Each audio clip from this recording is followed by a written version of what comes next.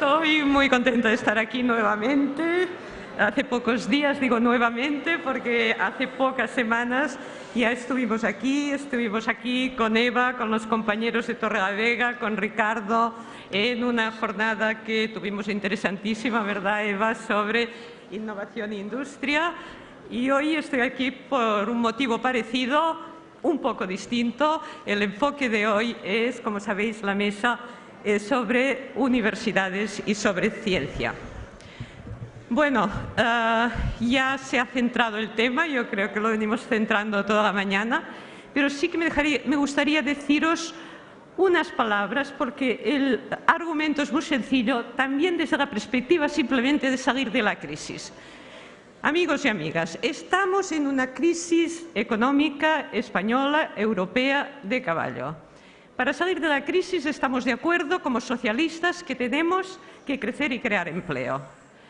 Y si como socialistas también estamos de acuerdo en que queremos que los trabajadores tengan un salario digno, que tengan unos derechos, creemos en unos ciertos estándares medioambientales, creemos en el estado del bienestar, es evidente que no podemos competir ni en precios ni en costes con países que no tienen estos derechos totalmente desarrollados.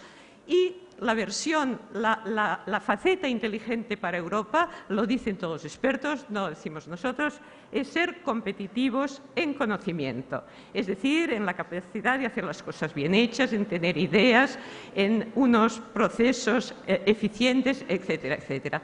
Y ser competitivos en conocimiento solo quiere decir dos cosas: ser competitivos en ciencia como generadora de conocimiento, como la principal generadora de conocimiento, y ser competitivos en innovación, que es la capacidad de transformar este conocimiento en nuevos productos, en nuevas ideas, en nuevos procesos, en nuevos servicios.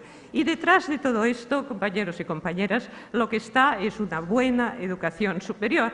Y, por tanto, si esto es así, los recortes presupuestarios en época de crisis, y todavía más en época de crisis, no deberían afectar nunca a aquellos sectores que, como la investigación, la innovación y, detrás de esto, la educación, garantizan nuestro potencial de crecimiento y nuestra competitividad. Esto es lo que hemos defendido los socialistas en la Unión Europea, concretamente en el Parlamento Europeo, estos 2 años que venimos trabajando en el nuevo programa marco, que hemos tenido la suerte de poder liderar, lo lideramos desde España y, por tanto, es lo que hemos defendido, hemos negociado con un cierto éxito a nivel del Parlamento Europeo en cuanto a los contenidos, con menos éxito en cuanto a la financiación, pero todavía está por acabar de decidir cuáles van a ser las perspectivas financieras para los próximos 7 años, y os puedo asegurar que lo vamos a pelear hasta el final. Pero quiero recordaros que desde la Unión Europea no podemos hacerlo todo. En el tema de investigación e innovación, el tratado nos da competencias compartidas con los Estados miembros. Solo en teoría un 6% de la investigación y la innovación que se hace en Europa se puede financiar desde la Unión Europea. Es muy importante lo que se haga en los Estados miembros y ha quedado claro por todo lo que se ha dicho que aquí vamos de susto en susto, ¿no? Tenemos el CSIC en quiebra, tenemos líneas de investigación que se cierran, tenemos convocatorias de proyectos que no se hacen, tenemos una agencia de investigación que tenía que ser el paradigma parecida al ERC europeo y no se pone en marcha, tenemos una ley de la ciencia, en realidad, que no se está poniendo en marcha, etcétera, etcétera. Bueno, vamos a analizar con más profundidad todo esto, a ver dónde tenemos que ir, y para ello tenemos unos ponentes realmente de lujo. Les voy a ir nombrando. A partir de ahora, mi único papel es presentarlos para saber por qué los hemos puesto aquí. Y después pues yo procurar que no se pase mucho el tiempo, aunque ya de entrada os digo que no soy muy buena con esto del control de los tiempos. Pero vamos a empezar. Rector de la Universidad de Cantabria, José Carlos Gómez Sal, es nuestro primer ponente.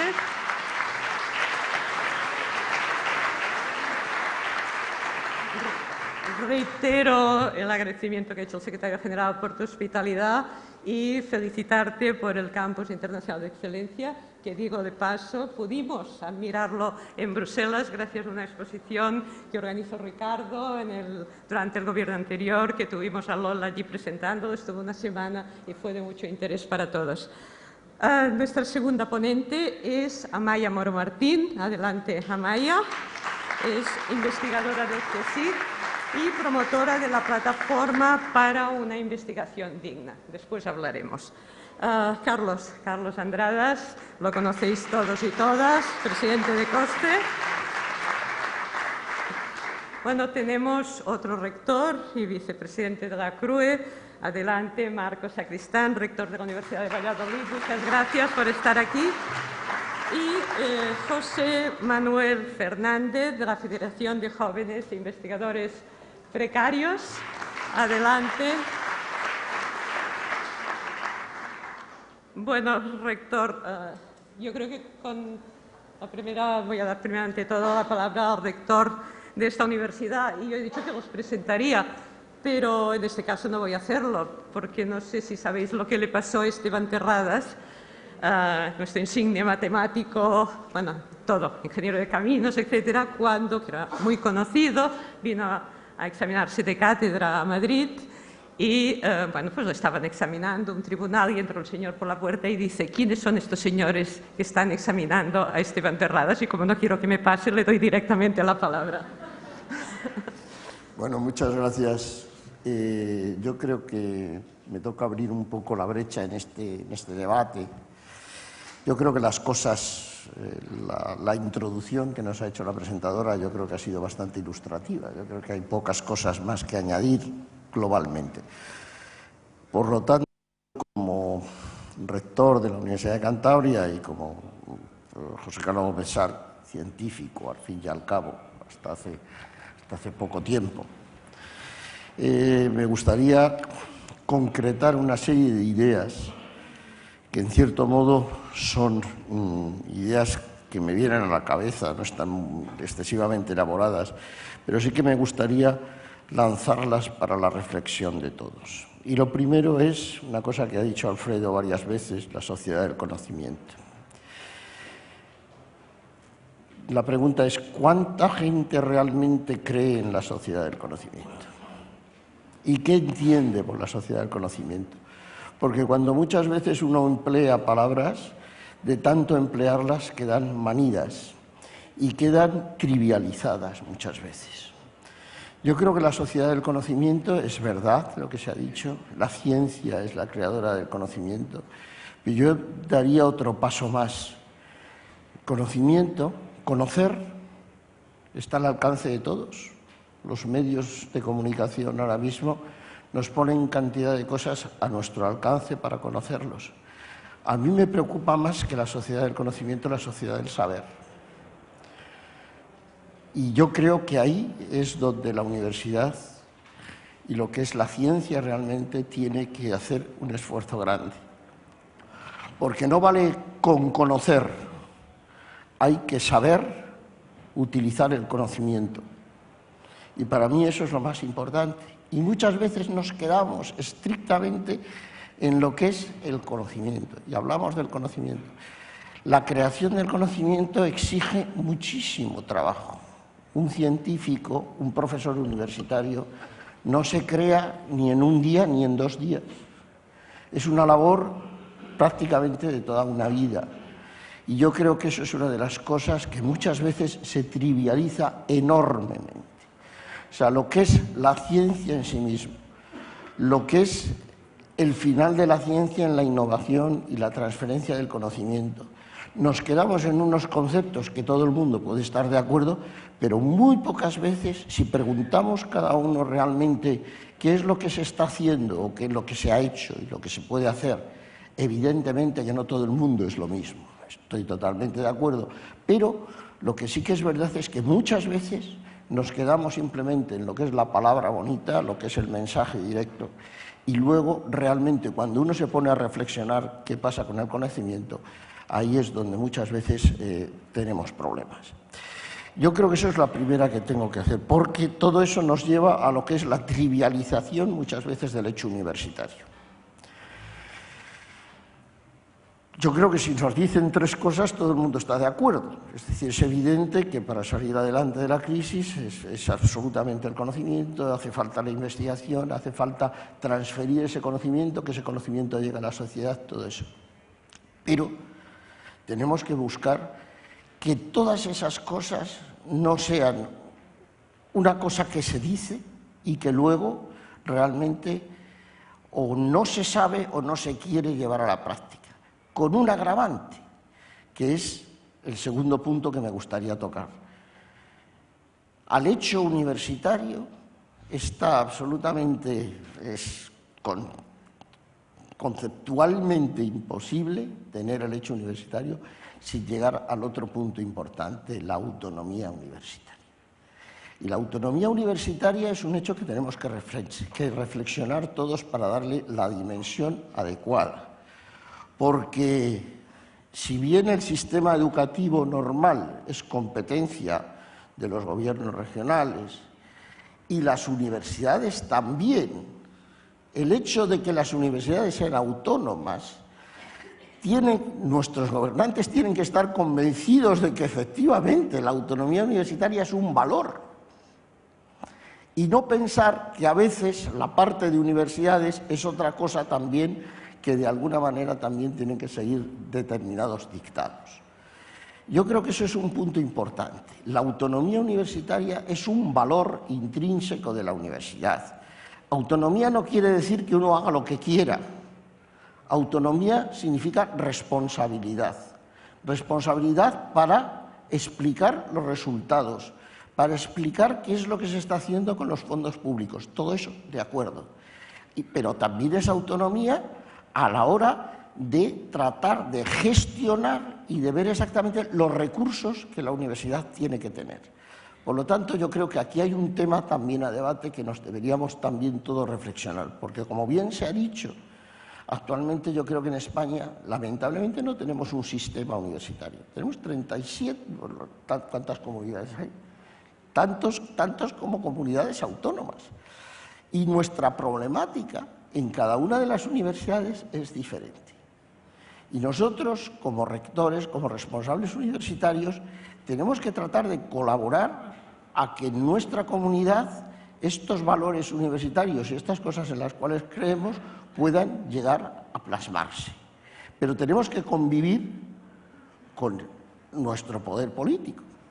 Y entonces eso nos lleva a veces a determinadas situaciones porque si el poder político tiene muy claro el valor de la autonomía universitaria, estamos todos de acuerdo, pero no siempre eso se puede llegar a tener realmente de acuerdo. Por lo tanto, yo creo que ese es otro tema de reflexión importante y que normalmente se suele obviar a veces.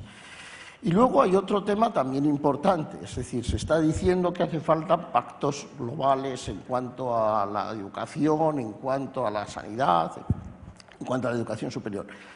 Pero miren ustedes, tenemos una ley que fue aprobada en la anterior legislatura, que es la Ley de la Ciencia, que fue votada por todo el Parlamento. Estamos esperando. Se ha hablado de la Agencia Nacional de Investigación, se ha hablado de todas estas cosas. Esa ley suponía una serie de avances que estamos todos esperando. Desde el punto de vista de universidades, no hay que olvidar que el 60%, si no es más, de la investigación española se hace en las universidades. Y, sin embargo, la financiación basal que viene a las universidades viene exclusivamente en base a la docencia que hacemos. Y luego, además, se nos exige otra cosa, y este es otro punto que me gustaría que tuviese reflexión también por parte de todos ustedes. Hay un artículo en la Ley de la Ciencia, que además fue introducido por los vicerrectores de investigación, por la sectorial de investigación, que dice: las universidades, en el ejercicio de su autonomía, podrán decir exactamente, no recuerdo cómo era, pero decía, podrán, en el uso de su autonomía, decir exactamente la dedicación que su profesorado puede tener a las tres funciones universitarias: docencia, investigación y transferencia. Nosotros no habíamos puesto podrán, habíamos dicho deberán, nos lo quitaron, pusieron al final podrán. Bueno, pues a mí me gustaría que pudiéramos que pudiéramos decir nuestro profesorado tiene 3 funciones y puede hacerse. Pero para que el profesorado pueda hacer las 3 funciones, tenemos que tener que nuestras plantillas tengan en cuenta también que tenemos que hacer las 3 funciones. Y no solamente mirar exactamente cuántos profesores hay para poder impartir las docencias que tenemos. Por lo tanto, eso es otro tema importante. A mí me parece que este es un tema que se dice pocas veces, pero que es verdad. Lo que sí que es verdad es que, concretamente en la Universidad de Cantabria, pusimos en marcha la plantilla de investigadores de la universidad. Claro, ahora mismo en la situación en la que estamos, esto es papel mojado, van a ser profesores como los demás. Hay otro tema importante también que me parece claro. Yo recuerdo los años 68, cuando estábamos en la Complutense, que salimos con pancartas que decíamos contrato laboral en la universidad, contrato laboral. Tenemos contrato laboral, tenemos un contrato laboral, pero ¿cuánta gente quiere quedarse con el contrato laboral? Todo el mundo quiere ser titular de universidad y catedrático. Es decir, las propias universidades no hemos sabido, de alguna manera, potenciar la vía laboral en las universidades. No lo hemos sabido y eso nos facilitaba enormemente los temas de contratación, de alguna manera. Pero no lo hemos sabido hacer. Y estamos ahora mismo en un sitio en el cual las plantillas las tenemos congeladas, la tasa de reposición no nos permite seguir adelante, y yo creo que todo esto son temas importantes de reflexión. Y por último, no me quiero extender más, yo creo que lógicamente todo eso lleva por la financiación, y la financiación tiene que contemplar no solamente los aspectos docentes, sino que tiene que tener también las otras funciones, porque si no nos vamos a quedar al albur antes de los planes nacionales propios de investigación, que ahora mismo, pues supongo que Carlos y más gente incidirá en ese tema, por eso no quiero yo repetir ni pisar lo que van a decir, pero yo creo que la financiación de las universidades tiene que contemplar, en cierto modo, también las otras funciones que la universidad tiene, no solamente la función docente, del modo que sea, y sobre todo financiación por objetivos. Muchas veces hay una financiación básica y una financiación por objetivos, pero por objetivos claros, que tengamos que ir hacia ello. Y luego, por último, yo diría que está pasando una cosa curiosa, es decir, que es que dicen, no, es que la investigación son... Hay un profesor nuestro que Alfredo conoce, que nos decía... Dice, a mí cuando me hablan de investigación básica y aplicada me da la risa. Hay investigación buena y mala. Buena y mala. Y se acabó. Porque dice, no, hay que hacer investigación aplicada. Oiga usted, hay investigación aplicada que más vale que no se hiciera. Y hay otra investigación básica que le pasa lo mismo.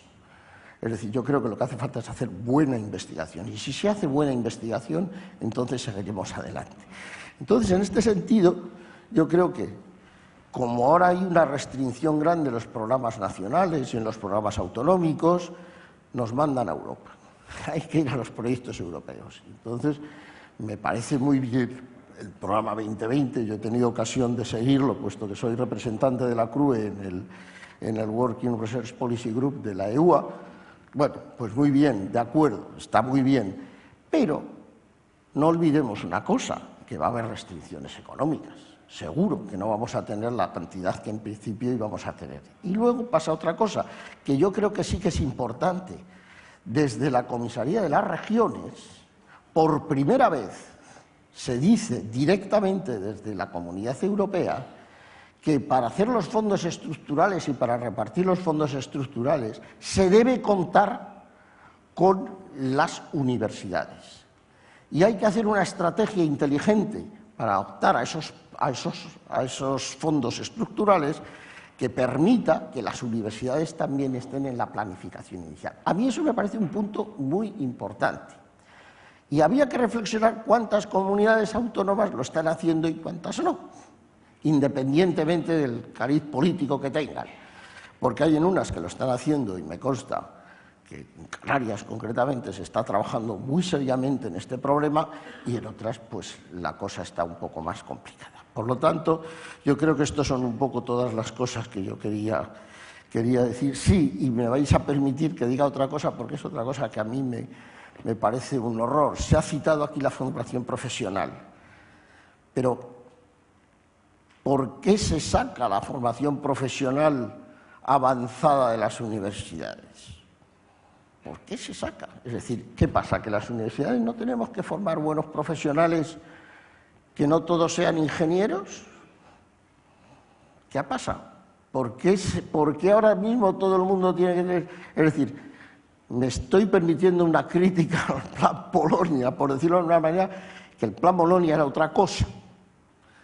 O sea, yo creo que es muy importante que pensemos también que desde las universidades tenemos que hacer buenos profesionales y que a lo mejor para ser un buen profesional de algo a nivel universitario no necesitamos tener 4 años más 2 de máster.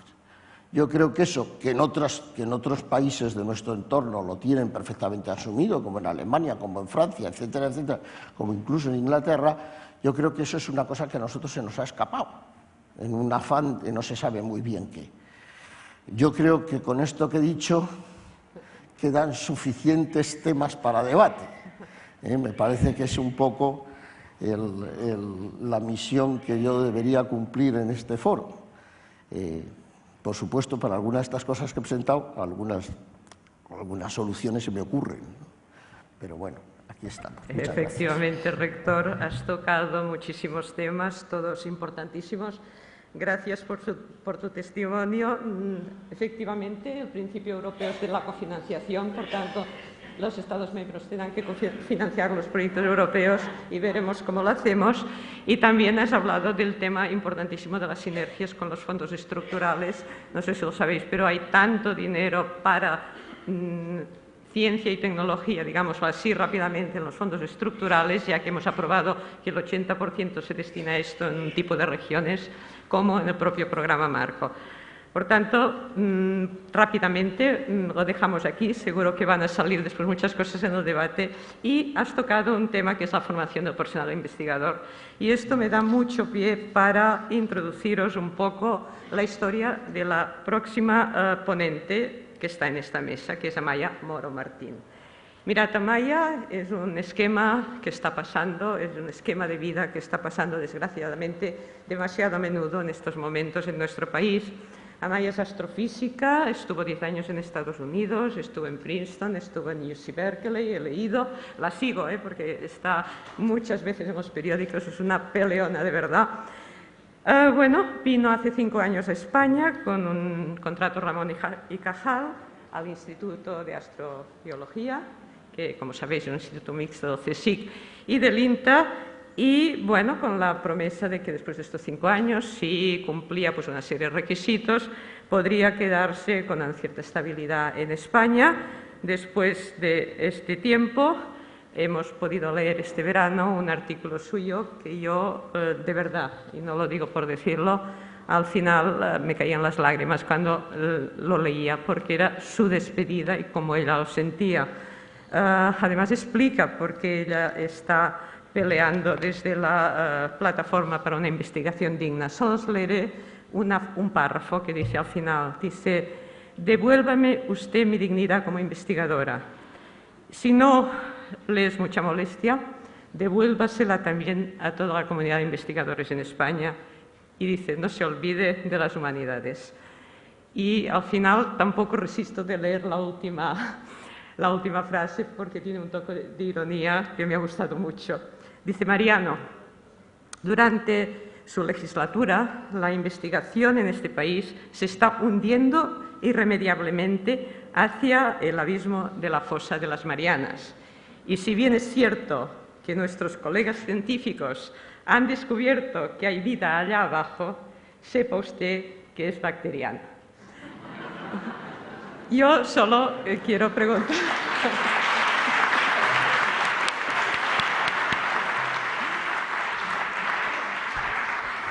Yo solo le quiero preguntar una cosa, Amaia. ¿Por qué te vas? ¿Cómo tendría que ser nuestro sistema para que las personas como tú nos fuerais? Muchas gracias. La respuesta a por qué me voy, a lo mejor se lo tenías que preguntar a Mariano.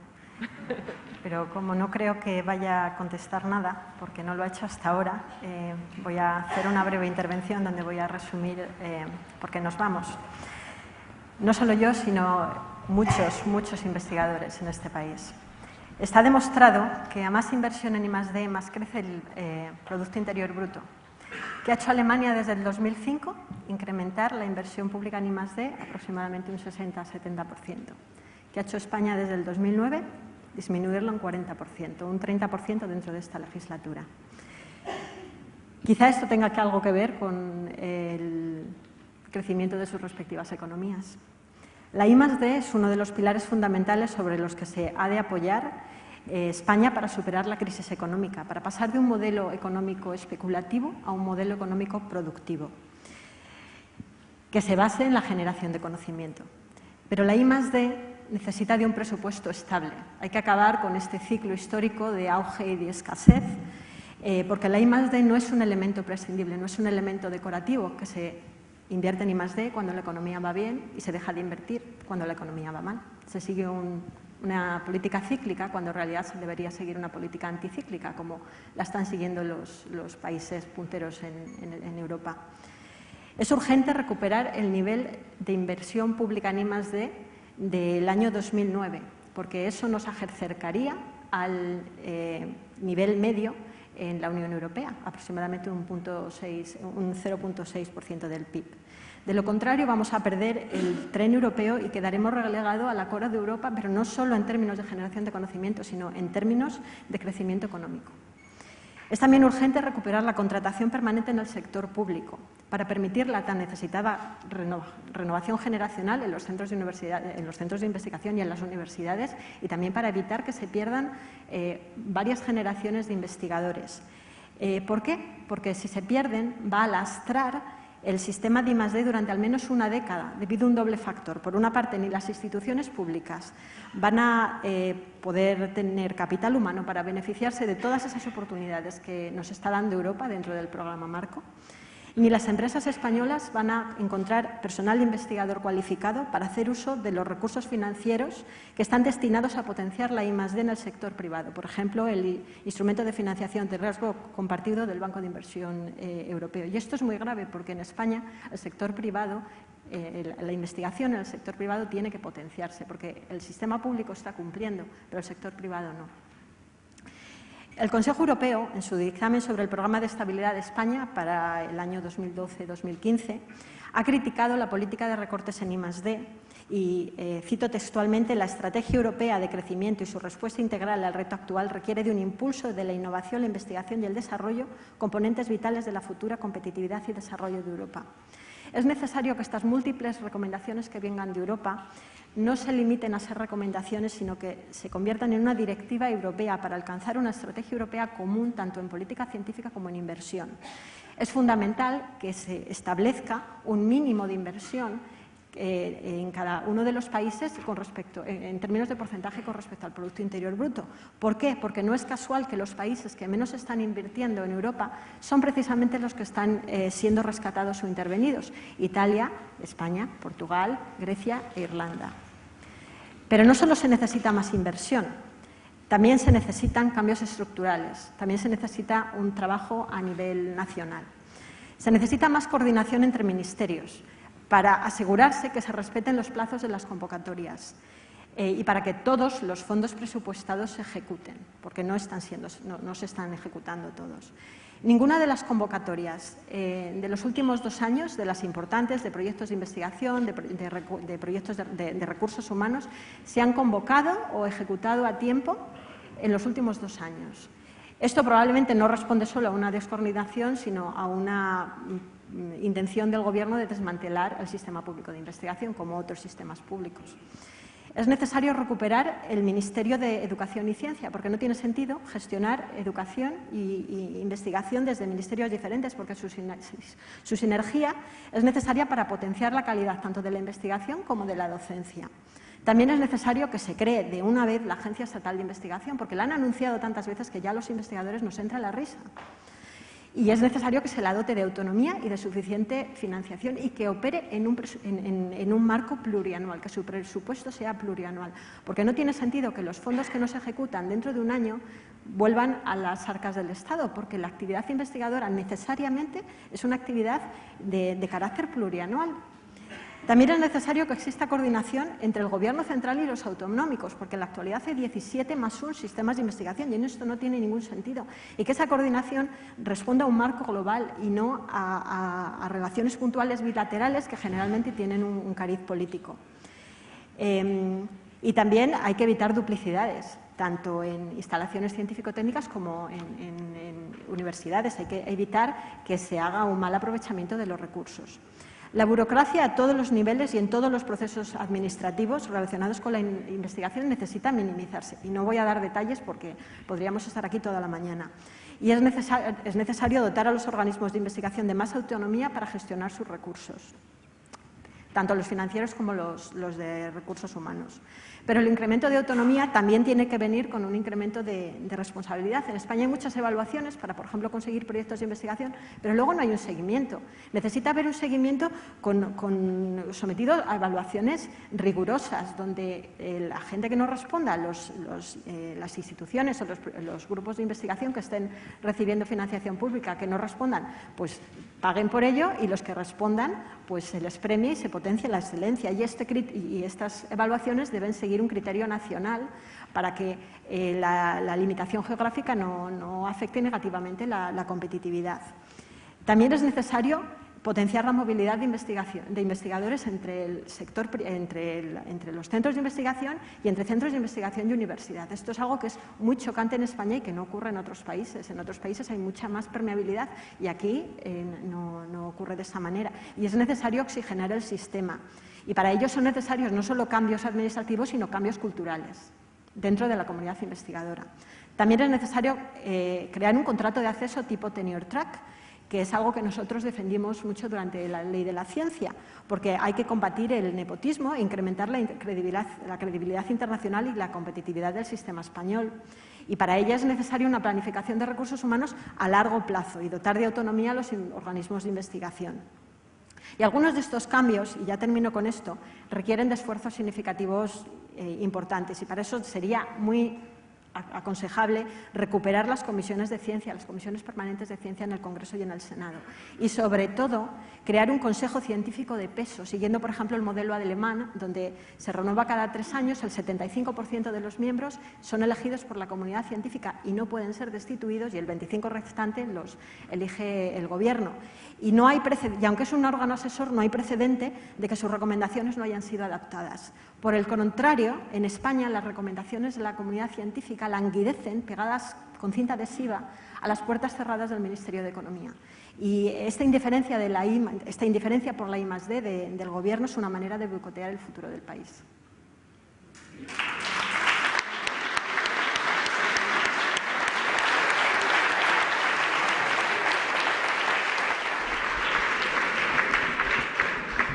Bueno, Amaya, muchísimas gracias. Lo tienes clarísimo. Te llamaremos, me parece, el próximo hearing que hagamos en Bruselas para que vengas con tu testimonio. Y además se da la paradoja que la Comisión dice que si queremos llegar al 3%, a invertir el 3% del PIB en Europa para el 2020, como dice nuestra estrategia Europa 2020, necesita Europa 1 millón de nuevos investigadores debidamente formados. O sea que no sé cómo farem, que decimos en mi tierra. Pero bueno, vamos a pasar al próximo ponente. Carlos Andradas, no necesita presentación, es presidente de la COSCE. Yo creo que la COSCE ha trabajado muchísimo, ha analizado muchísimo, tiene unos análisis muy bien hechos de cuál es la situación en España y qué debería pasar. Esa otra persona que leo en los periódicos. Recientemente, quiero decir, ayer o anteayer, aparte de unas declaraciones, habías hecho justamente un artículo sobre algo que ha apuntado Amaya, porque parece ser que el Gobierno dice ahora que va a subir el presupuesto en los próximos presupuestos, pero dices, cuidado que no lo ejecutáis, ella lo ha denunciado. Entonces, ¿qué pasa aquí? Cuéntanoslo, a ver. Bueno, buenos días. Y en primer lugar quiero agradecer al Partido Socialista el que nos hayáis invitado a la COSCE, y estoy en representación de la COSCE en este momento, y desde luego confío en que esta sea la actitud cuando gobernéis, de que realmente invitéis a los científicos a decir nuestra opinión y a tenernos en cuenta, porque eso, ya solo eso marcará una diferencia abismal con lo que está pasando ahora, ¿no? Yo creo que para que se note un cambio positivo en I+D, en ciencia, en investigación, yo creo que lo tenéis fácil o lo tendremos fácil, porque hacerlo peor es francamente difícil. Yo creo que hacerlo peor es francamente difícil, ¿no? Y no voy a entrar, fijaos, en justificar la importancia de la I+D. Creo que voy a dar eso ya por asumido. Ya ha dicho Amaya la correlación directísima que hay entre la inversión en I+D, el crecimiento del PIB, pero sí quiero decir un dato que me parece que es muy relevante, ¿no? Y que salió precisamente el otro día en un acto en el que estábamos José Manuel y yo, que era Salva la Ciencia, ¿no? en Madrid. Y es que también hay una correlación muy clara entre la inversión en I+D que hacen los países y el nivel de la democracia en esos países, en concreto la transparencia y los casos de corrupción. Y esto yo creo que también se nota claramente, ¿no? Y creo que es algo que hay que tener en cuenta y por qué efectivamente merece la pena invertir en I+D, evidentemente porque eso tiene una repercusión económica directa, pero también porque supone una mejora de la calidad de la democracia, como demuestran las estadísticas y los estudios. Y dicho eso, yo me voy a centrar un poco en mirar hacia el futuro, ¿no? Es decir, bueno, ¿qué necesitaría o qué necesita, yo creo, un sistema de I+D, un sistema de investigación, un sistema de ciencia en nuestro país, ¿no?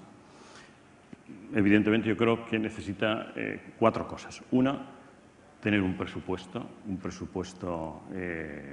acorde a lo que se quiera y en ese sentido yo creo que todos sabéis que estamos, mientras que Europa está en la media del 2, nosotros hemos bajado al 1,31 ahora mismo, que mientras Europa se plantea llegar al 2020 con un 3%, tú lo acabas de recordar ahora mismo, nosotros la aspiración que tenemos es llegar al 2%, y esto significa, como decía antes Alfredo, que la distancia se va agrandando. Porque fijaos que estamos ahora mismo con una distancia respecto de la media del 0,7 y lo que nos planteamos es agrandar esa distancia hasta el 1% en el 2020, suponiendo que efectivamente cumplamos esos requisitos. Y esto, el que no pedalea, efectivamente se va quedando en ciencia cada vez más descolgado, ¿no? Por lo tanto, yo creo que hace falta un compromiso mínimo de inversión del presupuesto general del Estado, o sea, de lo que es financiación pública en investigación, que ha ido disminuyendo, y yo creo que esto hay que retomarlo. Y después hace falta también un compromiso de dónde se pone ese presupuesto. Porque como yo hacía un análisis el otro día en ese artículo que has mencionado, Teresa, nos están engañando. Se está poniendo dinero en partidas sabiendo que no se va a ejecutar y eso no va directamente al sistema de ciencia. Realmente es una forma de maquillar números para que efectivamente parezca y aparente lo que no es. Y esto también se ha hecho en épocas anteriores y en ese sentido me permito lanzar una crítica también a gobiernos anteriores. Enmendemos cosas que pudieron tener una justificación, un origen razonable, pero que evidentemente después lo han perdido y yo creo que están obstaculizando y simplemente, como decía antes, maquillando números.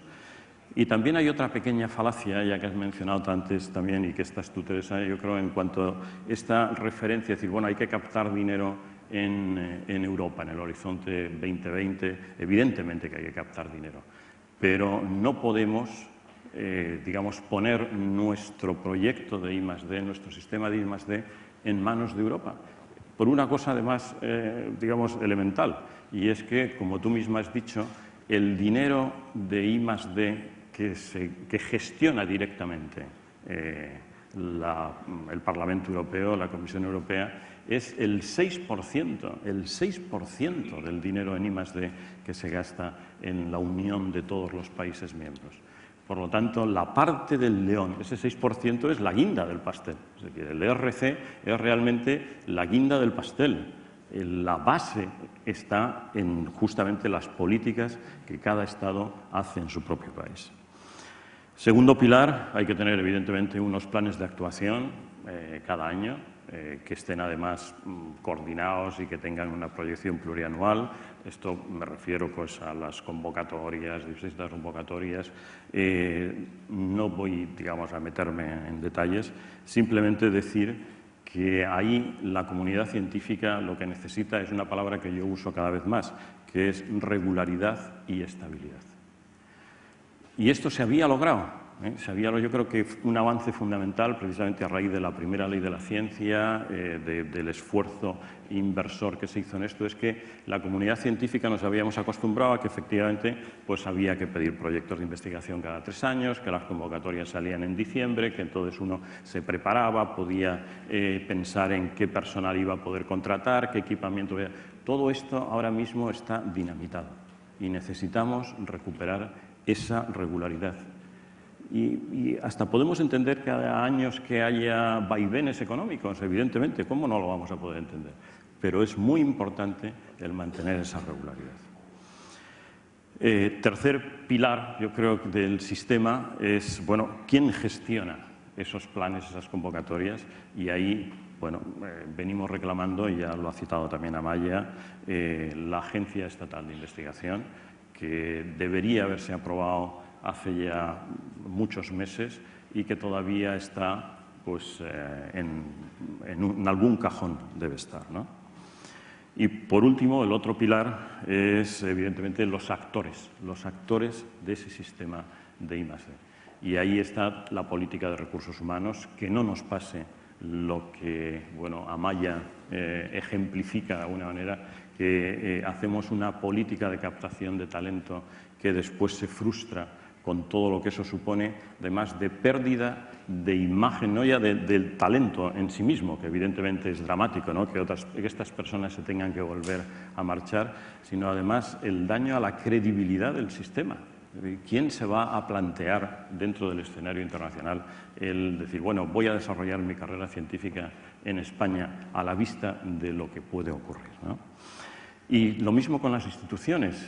Tenemos aquí las universidades que a veces nos olvidamos, y yo quiero decirlo también en alto, que suponen el 60% de la investigación que se hace en este país y que, sin embargo, pues están sometidas porque reciben, digamos, iba a decir palos, o por lo menos presiones de dos partes. Por una parte, están transferidas a las comunidades autónomas en cuanto a lo que es pues la faceta o su misión formativa, y por otra parte dependen del Gobierno central y del Estado central para lo que es la competencia de investigación, que no está transferida.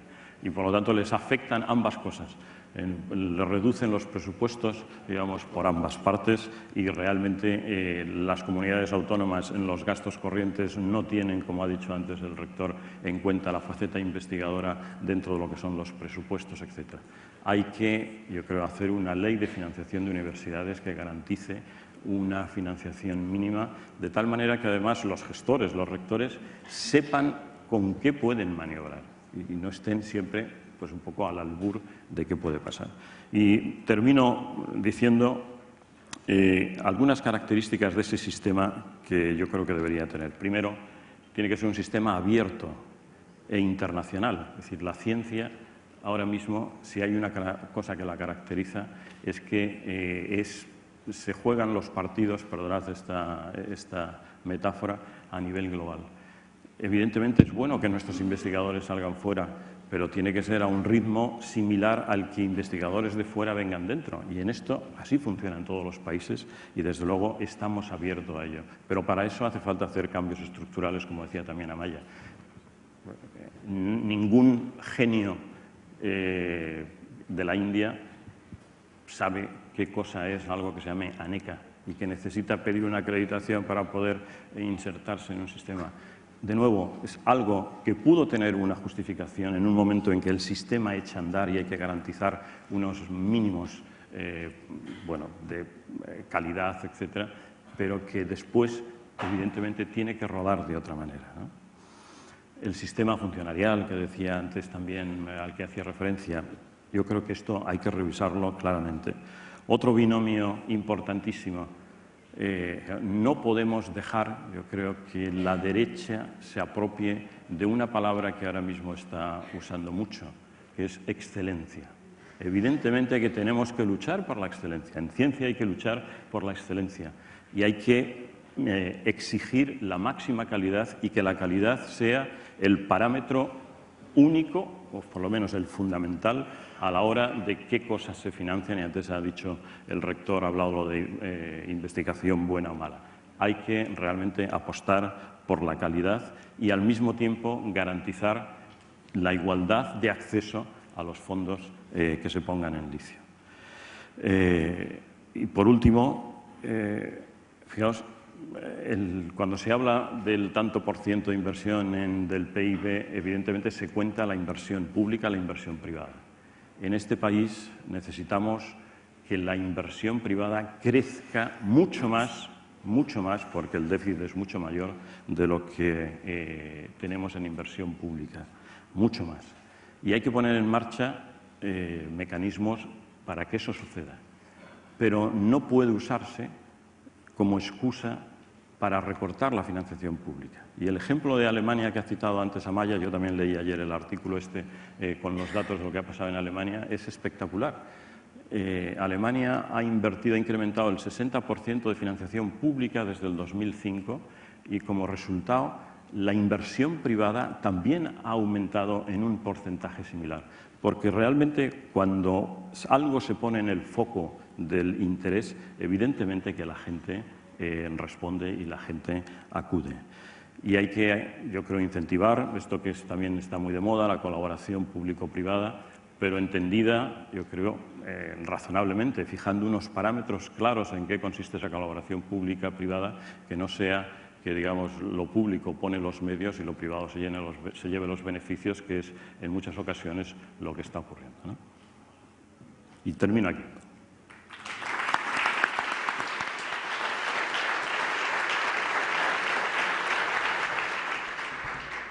Pues muchísimas gracias, Carlos. Has mencionado el tema de la inversión privada. Es una asignatura, esta sí que es pendiente en toda Europa, y lo ligo con una cosa que ha dicho Amaya, que los instrumentos de financiación a riesgo compartido han funcionado mejor muchas veces que ciertos instrumentos que se habían creado específicamente para esto, como podía ser las iniciativas tecnológicas conjuntas, etcétera. Por eso también desde el programa Marco hemos apoyado muchísimo todos los instrumentos de financiación.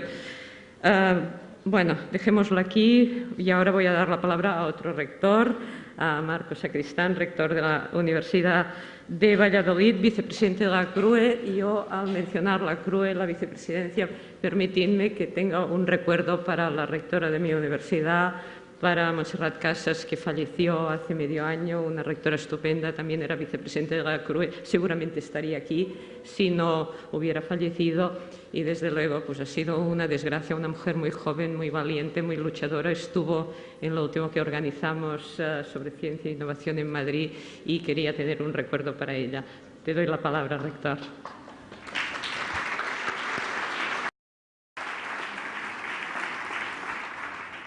Buenos días. En primer lugar, y a pesar del tiempo escaso que tenemos, que quiero respetar, voy a empezar por agradecer al Partido Socialista la invitación a la CRUE para estar aquí.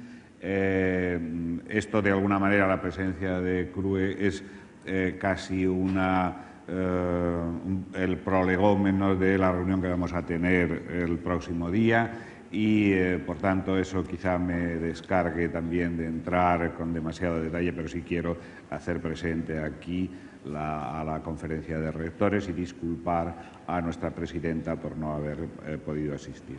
Quiero también unirme al homenaje a la rectora de Baleares, y es literalmente cierto. que la desgracia de que no nos pueda acompañar ha hecho cambiar los vicepresidentes y aquí estoy en esas condiciones. Quiero rendirle un sincero homenaje y decir que hemos aprendido, los que hemos entrado después que ella, muchísimo de su ejemplo y de su tenacidad. Y con esto también, o empezando ya la intervención, diré algo muy parecido a lo que ha dicho antes Carlos, que el agradecimiento por la invitación supone que la situación con la que se encontrará la CRUE, si hay un cambio de gobierno, es distinta a aquella con la que hemos empezado la legislatura actual. El que se nos quiera oír ahora, antes de elaborar su programa, contrasta claramente con algo que pone de relieve el primero de los documentos, que recoge claramente la voz del conjunto de los rectores, la Universidad Garantía de Futuro, leído por todos el 10 de diciembre del año 2012. En efecto, soy consciente de la dificultad y de lo delicado de hablar en nombre de un conjunto de rectores. Si lo es hablar en nombre de la universidad, con lo diversa que es, hablar en nombre del conjunto de los rectores es complicadísimo.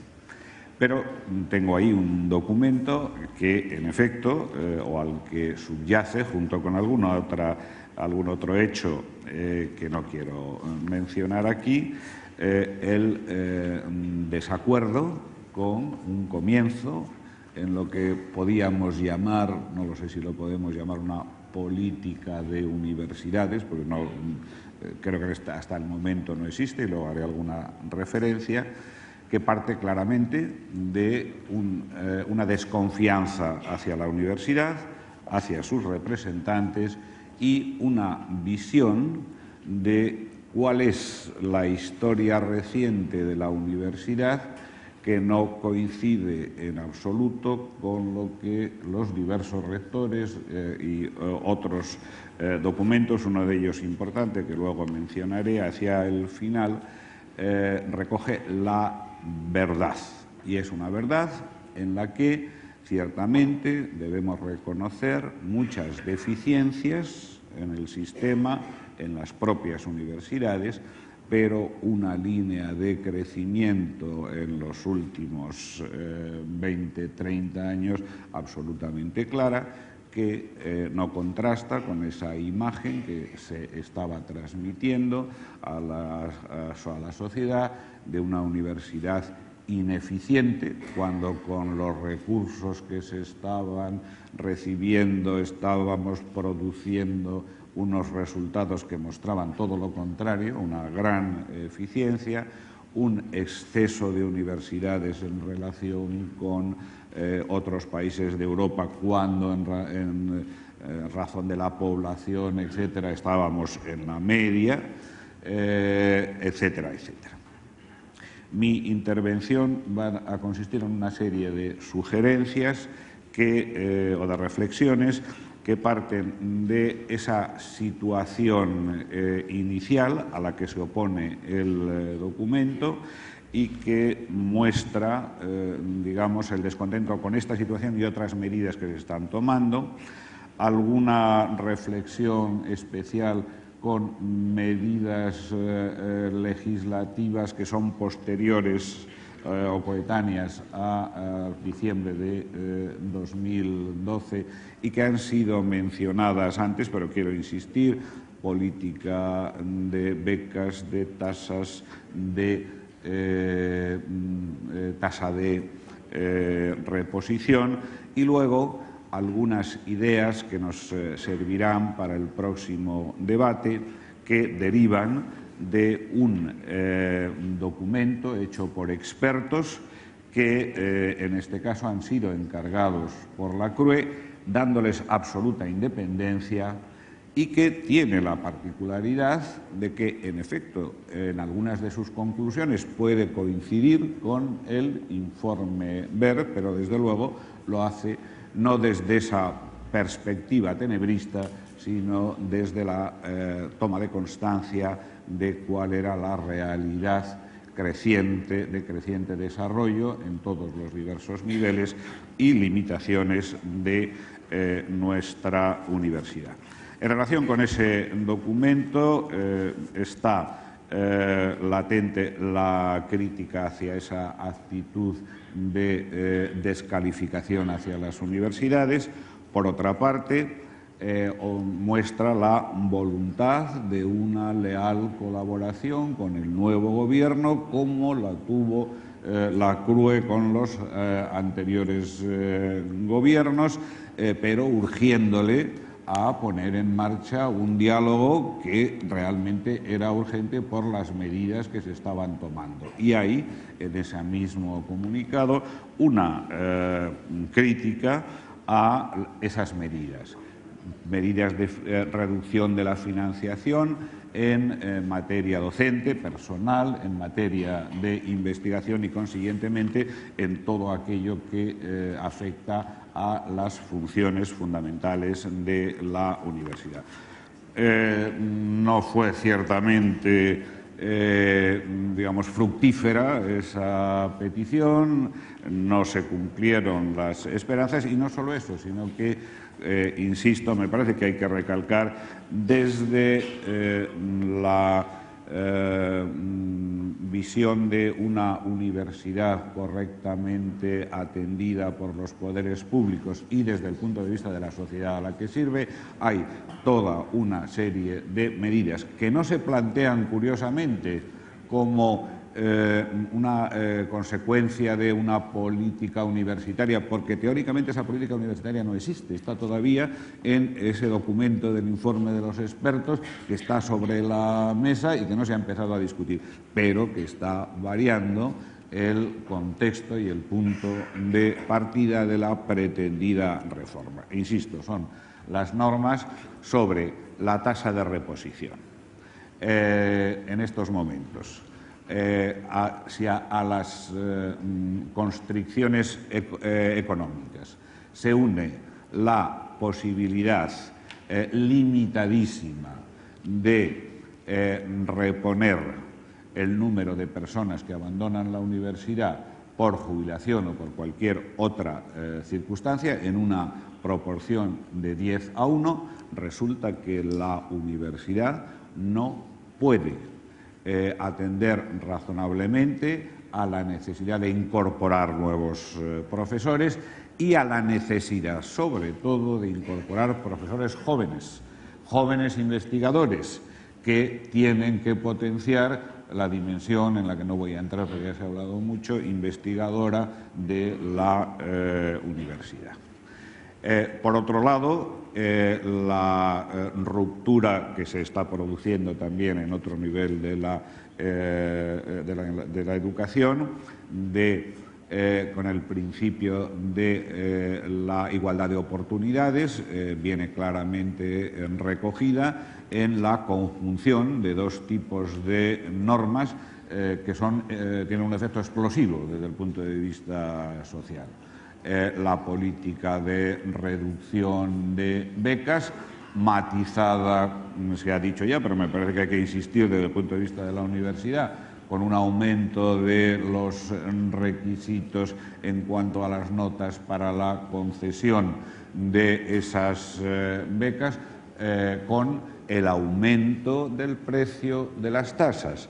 Esa conjunción va a hacer que un determinado sector de la sociedad quede fuera de la universidad. ¿Y qué sector? Naturalmente, el que tiene, por un lado, menos recursos económicos y el que, por tener menos recursos económicos y una situación sociocultural inferior, tiene más dificultades para acceder a esas, para cumplir esas condiciones. Finalmente, y para dejar apuntados temas, sobre los que tendremos que hablar, de una futura política, pero también de la propia autocrítica a la universidad y unos esfuerzos especiales que tenemos que hacer las universidades para mejorar nuestra situación en ese y en otros contextos. Recojo el